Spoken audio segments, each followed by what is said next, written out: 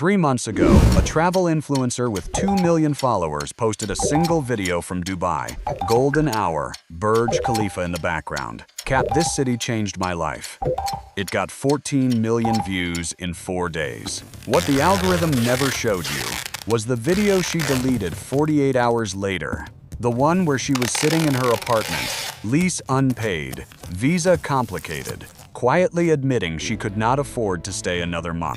That deleted video is what we are covering today, because for every reel that makes Dubai look like the answer to every question you have ever had about your life, there are hundreds of thousands of people who arrived with that exact belief and are now either gone, planning to leave, or trapped in the gap between the promise and the reality.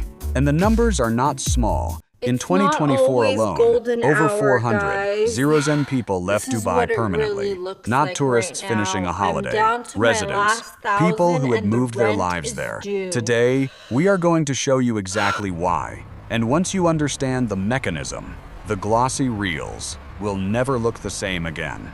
Here is what is actually at stake in this story. Dubai's entire economy runs on one thing: the belief that it is worth coming to. Tourism revenue, real estate investment, business setup fees, visa income. Every single pillar of the financial model depends on people continuing to believe that Dubai is the dream destination, the opportunity city, the place where the rules of ordinary life do not apply. The moment that belief cracks at scale, the entire structure shakes. And right now, that crack is not a hairline fracture. It is spreading. Tourist satisfaction scores have dropped for 3 consecutive quarters. Long-term expat renewal rates are at their lowest point in a decade. And the people leaving are not the ones who failed.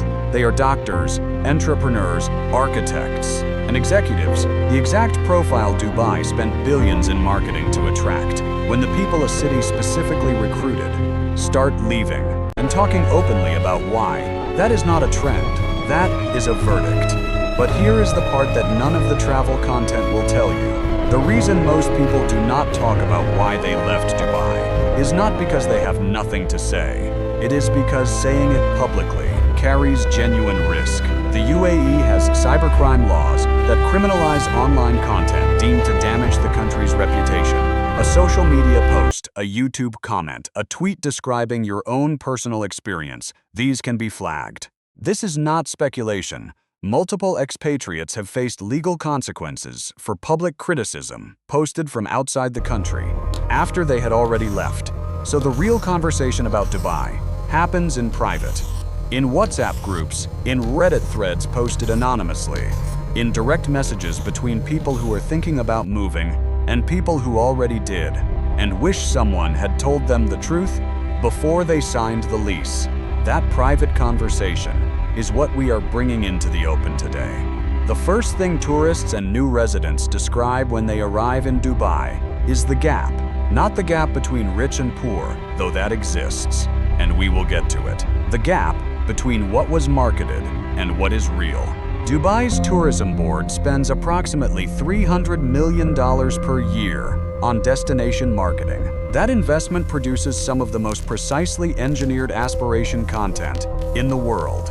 The Dubai you see in official campaigns is always golden hour, always clean, always abundant, always accessible. What that content is architecturally designed to exclude is the 42-degree summer heat. That makes outdoor existence from May through September genuinely dangerous. The traffic, which regularly turns a 12-kilometer journey into a 90-minute ordeal. The fact that the beach you saw in the reel is either private and expensive or public and overwhelmingly crowded. And the single most consistent complaint from first-time visitors across review platforms in 2024. Everything costs significantly more than we expected, and significantly less felt authentic than we were shown. One travel blogger who spent 6 weeks documenting her honest experience in Dubai described it this way: she had budgeted carefully based on everything she had researched. She arrived, and within 10 days, she understood that the research had not prepared her for the reality, because the sources she had trusted were all financially incentivized to present Dubai favorably: the hotel partnerships, the airline sponsorships, The tourism board collaborations. The entire information architecture surrounding Dubai as a destination is built to sell the destination. The honest review is structurally suppressed before it ever reaches you. Now let us talk about money, because this is where the gap becomes a crisis. For the people who stay longer than 2 weeks, Dubai markets itself as a tax-free city, and technically, that is accurate. There is no income tax. For high earners, this is genuinely significant, but the framing is deeply misleading for the vast majority of people who arrive believing tax-free means affordable. The average rent for a one-bedroom apartment in a desirable Dubai neighborhood in 2025 runs between 80,000 and 140,000 dirhams per year. That is paid up front, not monthly, in 1, 2, or 4 post-dated checks. So before you have spent a single day living in Dubai, you need between 22,000 and 38,000 US dollars liquid and ready for your landlord. Then come the fees that the marketing never mentions. Real estate agency fees, typically 5% of annual rent paid by the tenant, da'awa deposit for utilities, chiller fees, which are building-level air conditioning charges, that can add 20 to 30% on top of your electricity bill and are not disclosed until after you have signed the lease. Or FIF charges, municipality fees embedded in utility bills, finsurance requirements.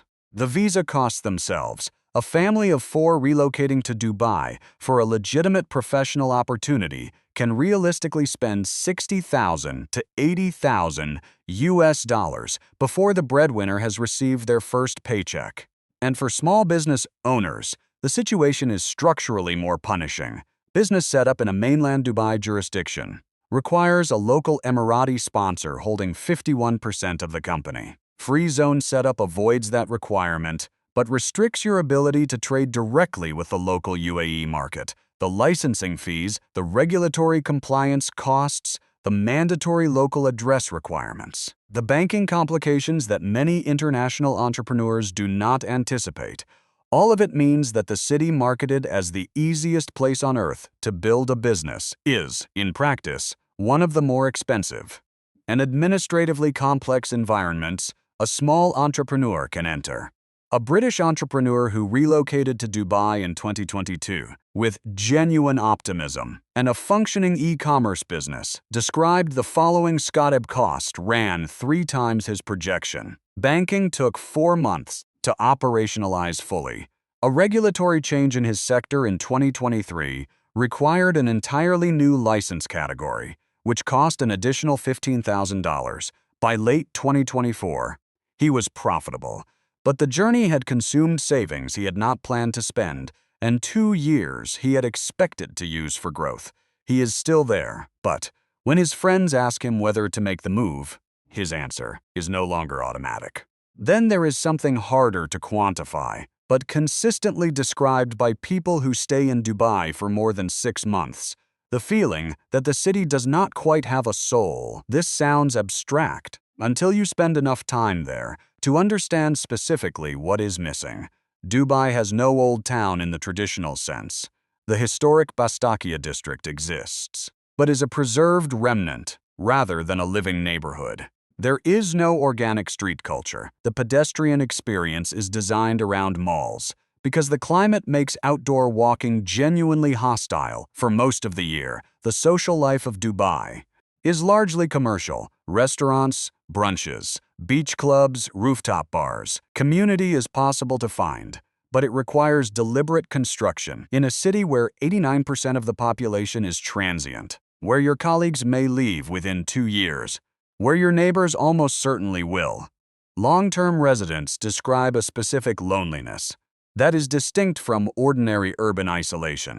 It is the loneliness of a place built for arrival rather than belonging, built to attract rather than to hold. Dubai is extraordinarily good at making the first 6 months feel exciting. The architecture alone sustains a sense of wonder.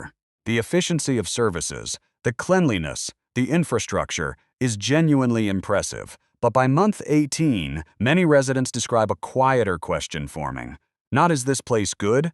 but "is this place mine?" And for a significant number, the honest answer is no.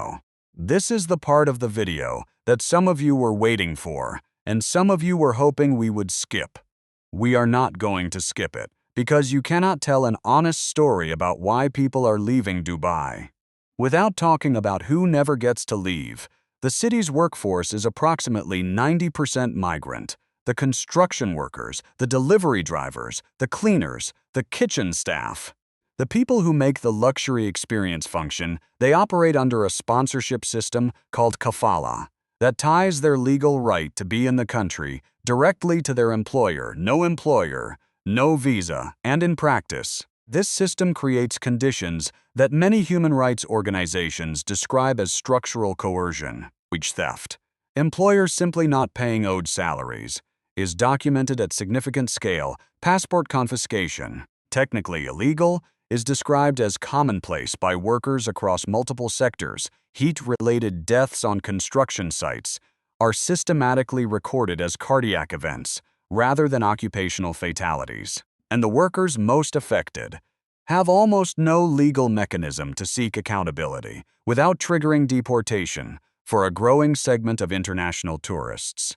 This is now part of the calculation, the awareness of what the hotel bed cost in human terms beyond the listed price. A 2024 survey of European tourists who had visited Dubai found that 34% reported feeling uncomfortable with what they had learned about labor conditions during or after their trip. Of those, 22% said it would influence whether they returned. This is not a fringe reaction. This is the beginning of a reputational consequence arriving in the very demographic Dubai needs most. So where does this leave the city? Dubai is not collapsing in the cinematic sense. The towers are still being built, the hotels are still operating, the mall is still lit, but the narrative is fracturing. The audience for the dream is becoming more skeptical, more informed, and more aware that the real they are watching was funded by the place it is promoting. And as that skepticism grows, the gap between Dubai's marketed reality and its lived reality becomes a structural vulnerability rather than just a PR problem. The city's competing for the same audience. Riyadh, Lisbon, even emerging destinations across Southeast Asia are watching closely and positioning deliberately. They are offering some of what Dubai offers, without some of what Dubai requires you to overlook. The question Dubai's leadership faces is not whether to acknowledge the gap. It is whether acknowledgement can happen fast enough to matter before the audience makes its decision at scale. For now, the tourists who have left are leaving reviews that the algorithm is slowly, imperfectly, learning to surface. The expats who departed are having private conversations that are becoming slightly less private.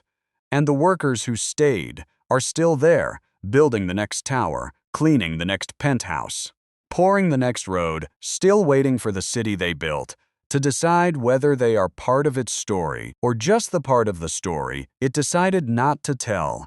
The candles in those hotel lobbies are still burning, but more people than ever before are asking who lit them and at what cost. If you have lived in Dubai, if you visited and felt the gap between what was promised and what you found, tell us in the comments. Because this conversation has been happening in private for too long, and the next investigation goes somewhere the tourism board has never wanted a camera pointed. Scoob. Because what is coming next is going to be harder to look away from than anything we have covered so far.